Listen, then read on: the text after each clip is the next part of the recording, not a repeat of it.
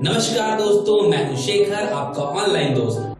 प्यारे बच्चों, आज की हमारी कहानी का शीर्षक कक्षा 4 के हमारा परिवेश विषय के अध्याय 2 शीर्षक स्थानीय पेशे एवं व्यवसाय से लिया गया है।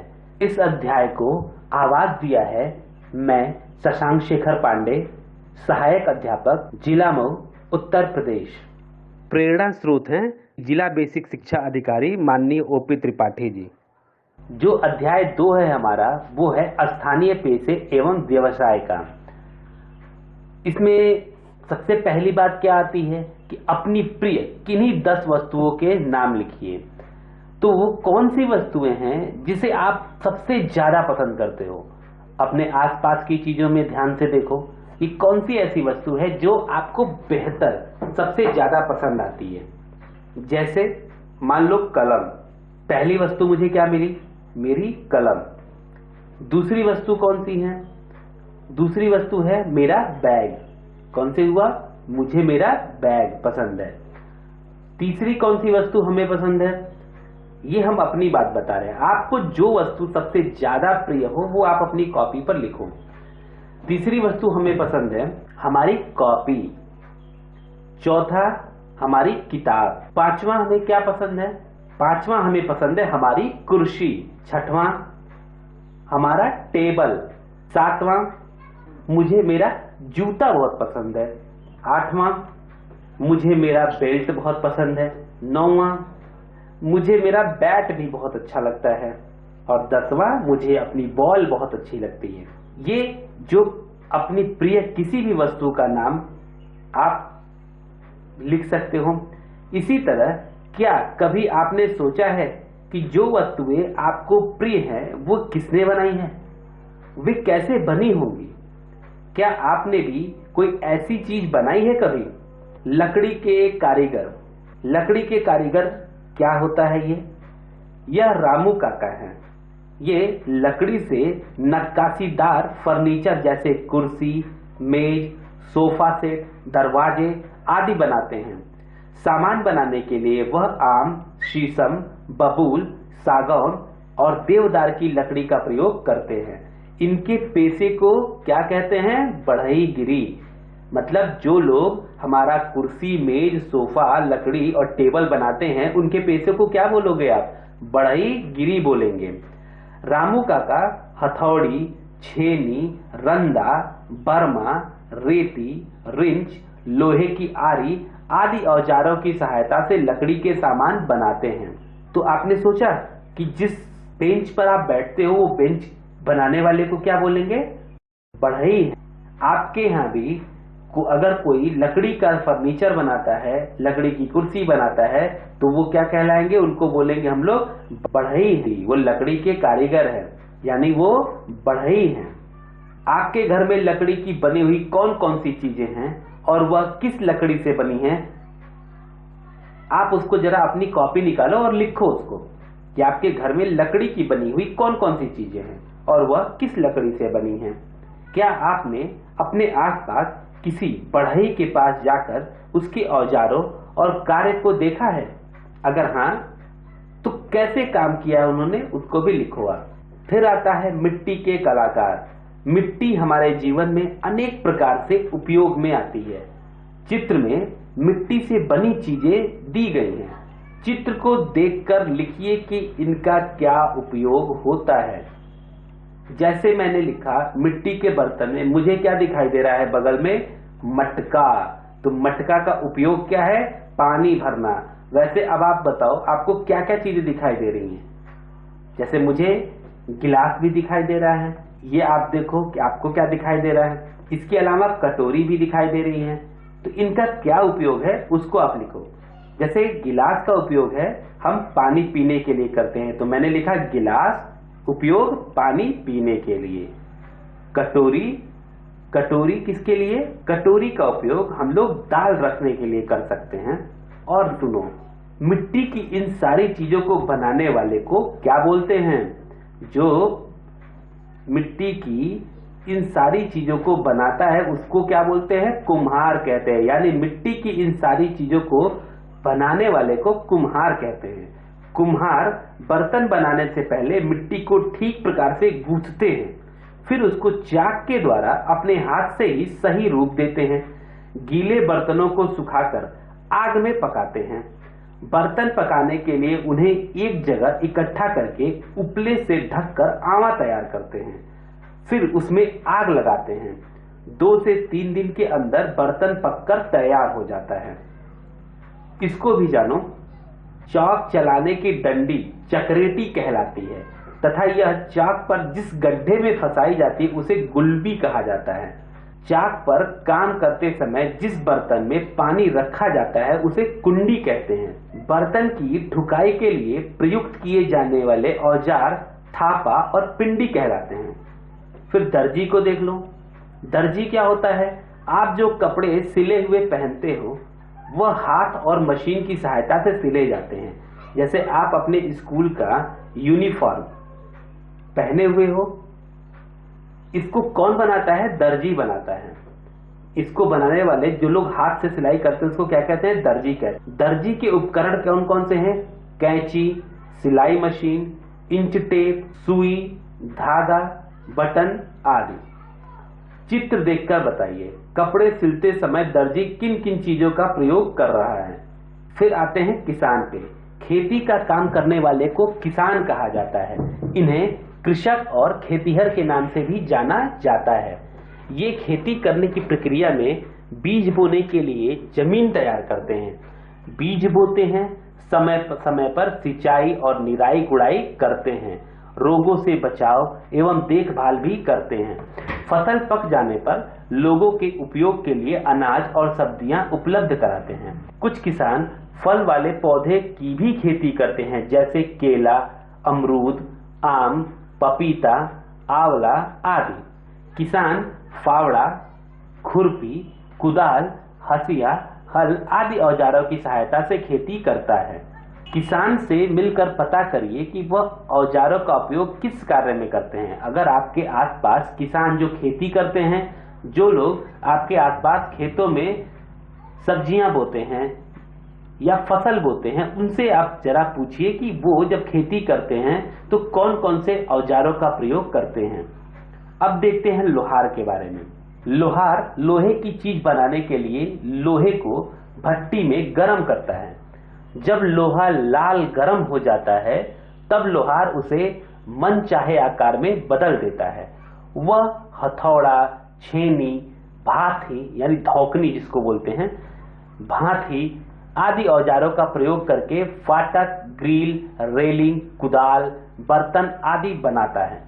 अपने बड़ों के साथ लोहार की दुकान पर जाकर उसके द्वारा बनाई जा रही चीजों को देखिए और सूची बनाइए कि किन औजारों की सहायता से वह वस्तुओं को बना रहा था।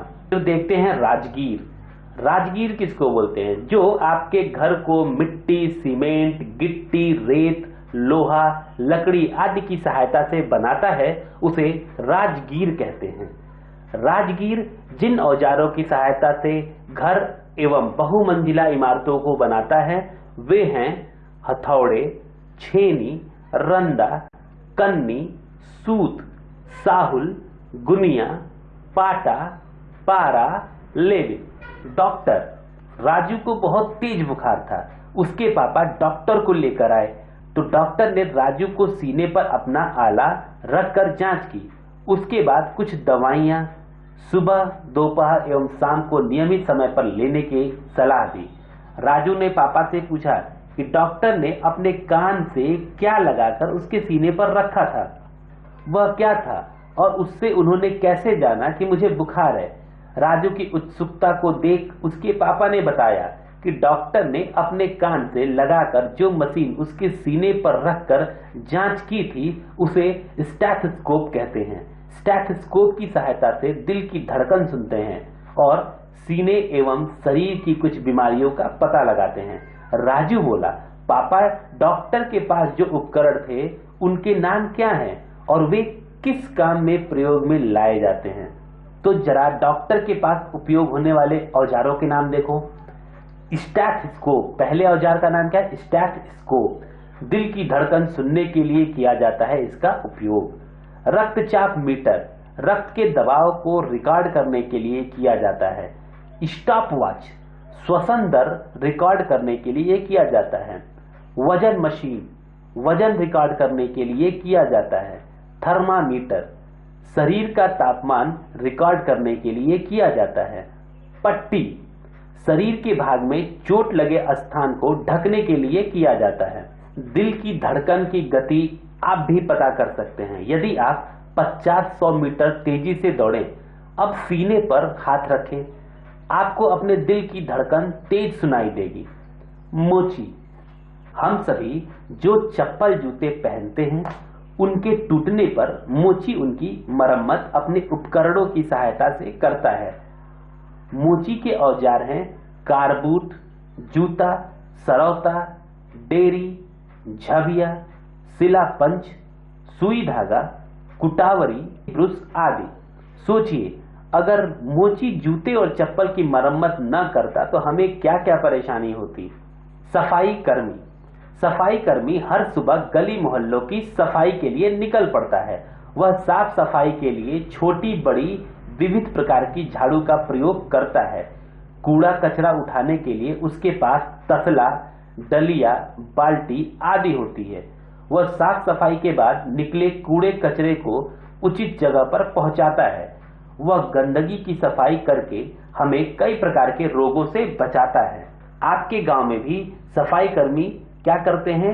गांव की साफ सफाई करते हैं। अच्छा, अब जरा अपने साथियों के साथ चर्चा करिए और लिखिए, यदि एक दिन सफाई कर्मी बीमार हो जाए और काम पर न आए तो किस किस के जीवन पर क्या क्या प्रभाव पड़ेगा। जैसे अगर आपका सफाई कर्मी बीमार हो जाता है और वो साफ सफाई करने नहीं आएंगे तो कचरा जहां पड़ा रहेगा, क्या होगा? वहां पर कचरे का ढेर, मच्छर बहुत लगेंगे। ये काटने से मलेरिया, डेंगू आदि बीमारियां फैलती हैं। इसी तरह आप अपने दोस्तों से चर्चा करो और देखो कि अगर सफाई कर्मी आपके गांव में नहीं आता है तो आपको किन किन बीमारियों का सामना करना पड़ेगा। अब हम लोग करते हैं अभ्यास। पहला प्रश्न हमारा क्या होता है? निम्नलिखित प्रश्नों के उत्तर दीजिए। तो पहला प्रश्न यानी क क्या है? किसान का क्या काम है? किसान का काम क्या होता है? खेती करना। दूसरा यानी ख का आंसर क्या है? आप बीमार होने पर किसके पास जाते हैं? किसके पास जाते हैं? डॉक्टर के पास। सफाई कर्मी क्या क्या करता है? सफाई कर्मी गांव की साफ सफाई करता है, कचरा हटाता है और गली को साफ सुथरा रखता है। खाली जगह को भरिए। कुल्हड़, सुराही, मटका, मिट्टी के दीपक, दिए बनाने वाला कुम्हार कहलाता है। क्या कहलाता है? कुम्हार।